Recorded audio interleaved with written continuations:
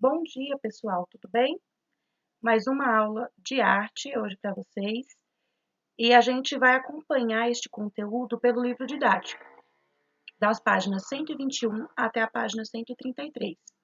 Lembrando que esses slides são um resumo do conteúdo. O conteúdo vocês devem ler e estudar também pelo livro, ok?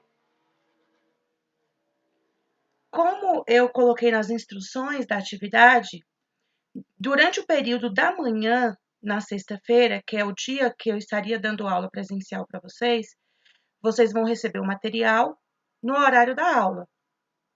Nesse período da manhã, você deve colocar seu nome completo lá nos comentários da turma desta atividade aqui, tá ok? Isto vai ser a nossa lista de presença, a lista de frequência que eu irei repassar depois para Joana, tá bom? Então, é importante que seja no horário da manhã, porque a nossa aula é no período da manhã, tá certo? Continuando. O nosso conteúdo é a arte na Renascença. Confesso para vocês que na história da arte é o meu conteúdo preferido. Por quê? A gente vai dar o conceito agora do que é o Renascimento, ou Renascença. Nós vimos sobre arte na Idade Média a questão teocêntrica, ou seja, tudo era feito para Deus, na intenção de agradar a Deus, onde o homem ele não era visto como indivíduo, né? O homem ele tinha a função apenas de trabalhar, né? E a maioria da população na Idade Média vivia na zona rural, né? No campo, eram camponeses. Foi na Idade Média que começou a se organizar as cidades, né, onde a burguesia começou o capitalismo. Então, após esse período de Idade Média, dessa questão forte da religião, veio o iniciozinho da Idade Moderna. E o que marca essa divisão desses dois períodos históricos entre Idade Média e Idade Moderna é justamente a Renascença. Por quê? Antes da Idade Média, o período histórico foi o período antigo, da Antiguidade Clássica, da Mesopotâmia, do Egito, da Grécia e da Roma Antiga. Especialmente Grécia e Roma, que foram as culturas que mais influenciaram a cultura europeia, no período da Antiguidade, no período que precedeu a Idade Média, esses povos, eles cultuavam deuses que eram muito parecidos com seres humanos. Diferentemente da Idade Média, onde Deus era superior, supremo e totalmente diferente. O homem ele era tão insignificante na Idade Média que ele não podia ser representado na arte. A arte era apenas sacra, era apenas para o que vinha da Bíblia. Não podia se retratar uma pessoa comum na Idade Média, muito menos um deus grego, romano. Já no Renascimento, por isso o nome Renascimento, é como se a humanidade tivesse deixado de se desenvolver durante a Idade Média, tivesse morrido, tivesse dormindo, e ela despertasse, ela renascesse na Idade Moderna. É essa a ideia da palavra renascimento. Então, ele foi um movimento cultural desenvolvido na Europa entre 1300 e 1650, ou seja, no final da Idade Média e início da Idade Moderna, como eu já tinha dito. O termo renascimento sugere que, a partir do século XIV, a Europa teria assistido a um súbito reviver dos ideais da cultura greco-romana, ou seja, o resgate do homem como o centro, né? Não que o homem da Idade Moderna deixasse de acreditar em Deus, mas ele acreditava que ele era imagem e semelhança de Deus, então ele também tinha importância como indivíduo, ok? Essa obra aí, que está retratada, é uma obra de Leonardo da Vinci. E esta obra, ela traz o estudo que ele fazia das proporções humanas. Como muitos de nós sabemos, Leonardo da Vinci ele era um polímata, ou seja, ele além de artista, de pintor, ele dominava muitas ciências, ele era um estudioso, um homem muito inteligente. E aí esse desenho dele é bastante utilizado até na medicina. Ele queria entender como que eram as proporções do corpo humano. E aí esse desenho faz parte dos estudos de Leonardo da Vinci. Bom, num sentido mais amplo, a ideia da valorização do homem ou o humanismo, né, a natureza do homem, e não mais apenas o divino, o teocentrismo, apenas Deus como centro, essa cultura de que do teocentrismo, de Deus como centro de tudo, ela estava impregnada na sociedade por conta da Idade Média. Então, o humanismo do Renascimento, ele veio mostrar que Deus era sagrado, que Deus era grandioso, mas Deus fez o homem à sua imagem e semelhança. Logo, o homem também era sagrado, o homem também tinha valor. Por isso, as características gerais do humanismo ou do Renascimento são principalmente a racionalidade, ou seja, o pensamento, né? O pensamento crítico do homem, dignidade do ser humano, rigor científico, ideal humanista e reutilização das artes greco-romanas, como eu disse anteriormente. A expansão marítima, com a exploração de novos continentes, e a pesquisa científica proclamavam a confiança do homem, e, ao mesmo tempo, a reforma protestante diminuiu o domínio da Igreja Católica aqui no caso. O resultado foi que o estudo de Deus como ser supremo foi substituído pelo estudo do ser humano, inclusive com o estudo da anatomia.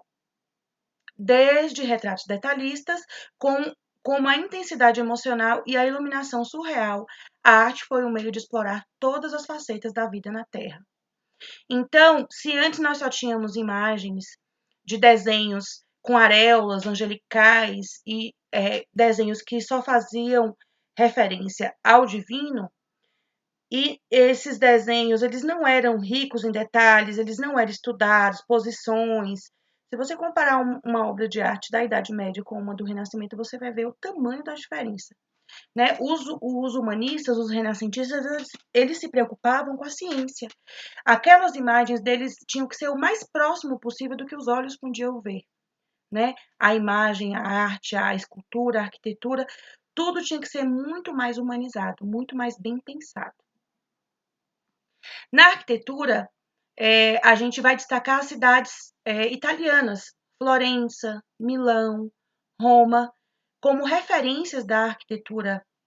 Eles recuperaram, nesse período do Renascimento, todo o esplendor da Roma Antiga. Então, os prédios da Roma Antiga, a arquitetura da Roma Antiga, com a arquitetura renascentista, ela é um resgate, elas são muito parecidas, porque o Renascimento se inspirou justamente nesse período do esplendor de Roma, que foi na Idade Clássica ou na Idade Antiga, como eu já tinha dito também.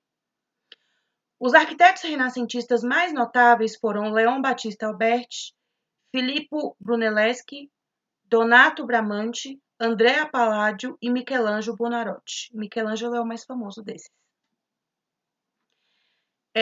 Como eu disse sobre a arquitetura, que era baseada no período clássico romano, está dizendo aqui que na arquitetura renascentista, a ocupação do espaço pelo edifício baseia-se em relações matemáticas, estabelecidas de tal forma que o observador possa compreender a lei que o organiza, de qualquer ponto em que se coloque.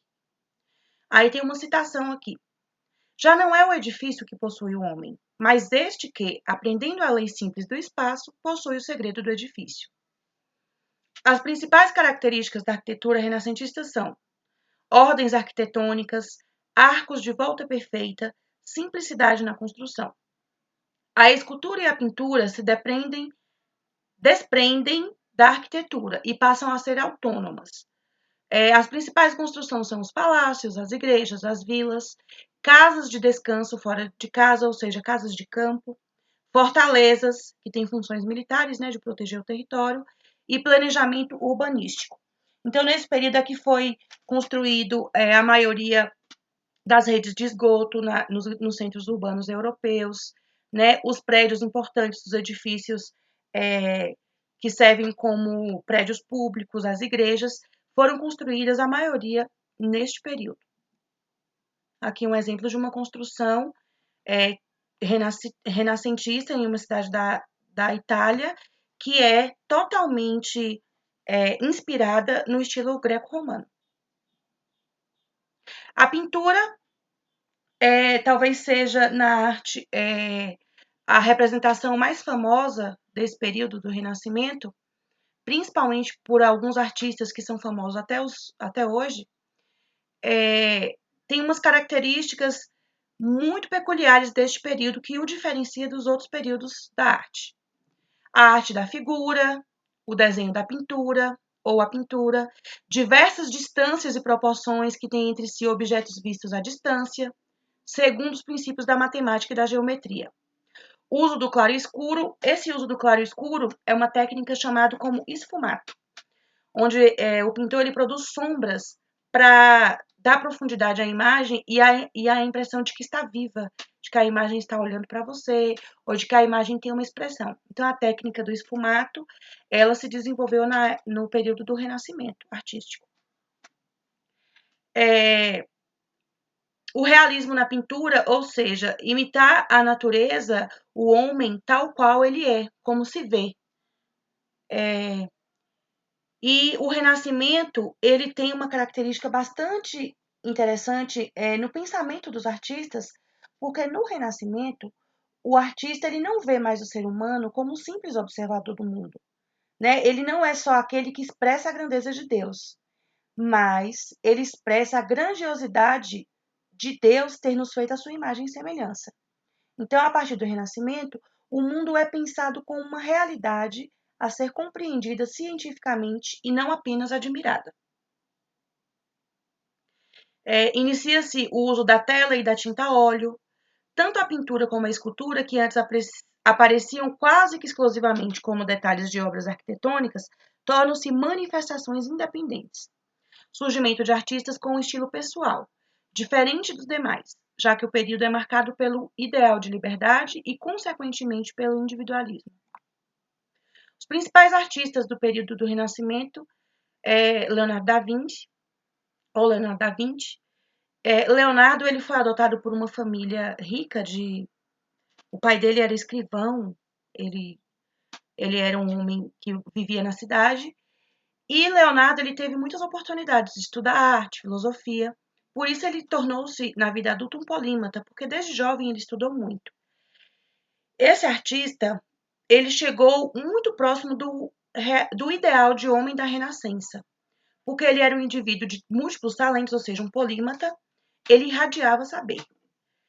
Deixou cadernos e mais cadernos com suas pesquisas e seus estudos. Ele possuía uma grande curiosidade e vontade de voar como os pássaros. Então, nos projetos, nos cadernos de Leonardo, tem muitos projetos de algumas engenhocas que ele criava para tentar voar. Era o sonho dele.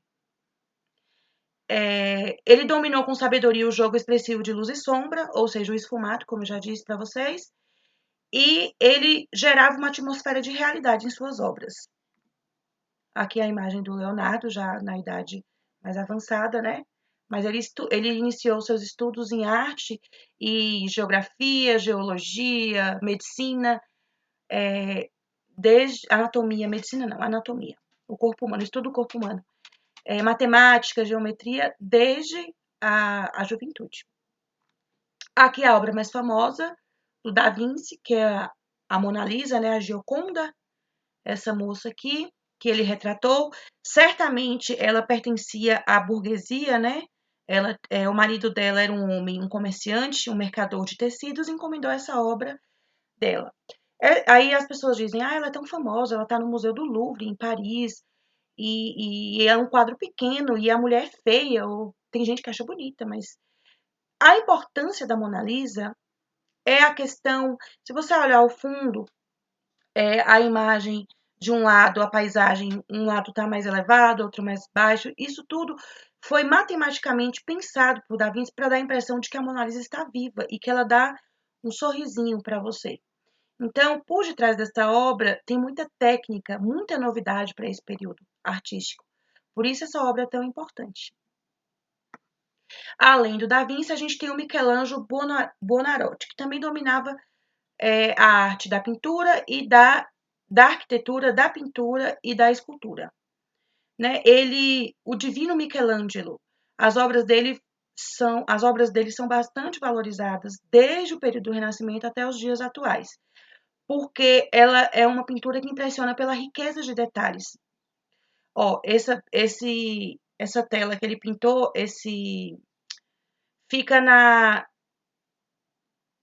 fica em Roma, dentro de uma igreja, né, na parte de cima de uma cúpula de uma igreja, que simboliza a criação de Deus, quando Deus tocou em Adão e criou o homem. Né? Aí Deus está todo coberto por anjos, e mesmo que a imagem tenha riqueza de detalhes e seja muito bonita, matematicamente ele criou essa imagem para chamar atenção justamente para esse quase toque das mãos de Deus, do dedo de Deus no dedo de Adão. Aqui é um exemplo de uma obra do Michelangelo também, onde o homem é representado na figura de Davi, o salmista Davi, da Bíblia, do Antigo Testamento, um homem perfeito, musculoso, né, bonito, ou seja, um homem que foi feito à imagem e semelhança do próprio Deus. Pessoal, basicamente isso, conteúdo sobre Renascimento. Eu vou pedir novamente para que vocês leiam o conteúdo no livro, né, para que vocês estudem aí, e tem um pequeno questionário para vocês responderem e me enviarem, que são essas 6 perguntinhas aí, tá finalizando. Muito obrigada pela atenção de vocês. Qualquer dúvida, pode me chamar, pode perguntar aí pela plataforma ou pelo WhatsApp, né? Porque a gente tem lá o grupo. Até a próxima aula. Tchau, tchau.